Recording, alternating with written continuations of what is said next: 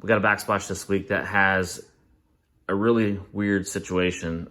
It's a 45-degree turn, and the backsplash, I'll show a snapshot of it.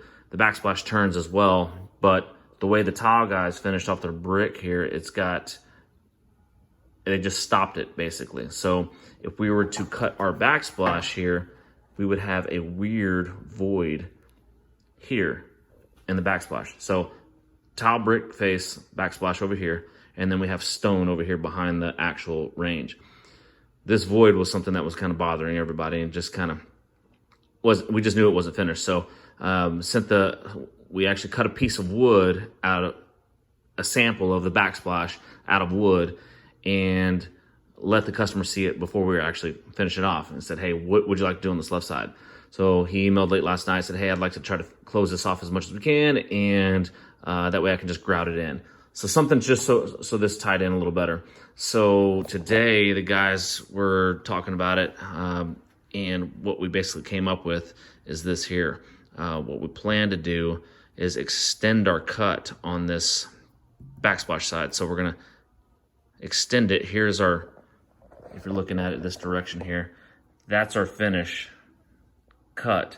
And then we extended it an extra 1.25, whatever the thickness of the stone was. So we back mitered it here. That way it finishes up tighter up against this brick face. And then we clipped the corner a little bit further. So as you can see, let me tap this further a little bit right there. We clip this corner, that way it continues on that direction with the tile.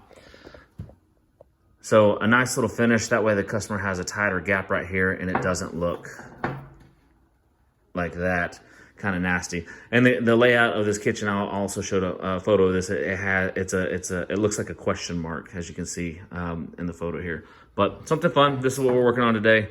Trying to figure out solutions, and there's always a solution to something there. And we cut, like I said, we cut a wood template just so we can make sure, one, we get the outlets cut correctly at the shop before we even install it, because it's a tight fit. So we're gonna have to make sure this goes in there at one shot and not having to come back down, scratch up cabinets, scratch up paint, all that good stuff, and everybody gets frustrated at that point. So anyways, something new for this week. Flip the, so it's coming out of the top left right there, right? Mm-hmm. And then we got the kitchen on the right side there. All right, go back to the, yeah. All right, so we've got miter on the far left side, right? And then an inverted miter in blue on, get this on video here. It's hard to see that damn thing right there. Okay, zoom out a little bit. Boom. Nice. Is he doing another sample, or what's he doing now?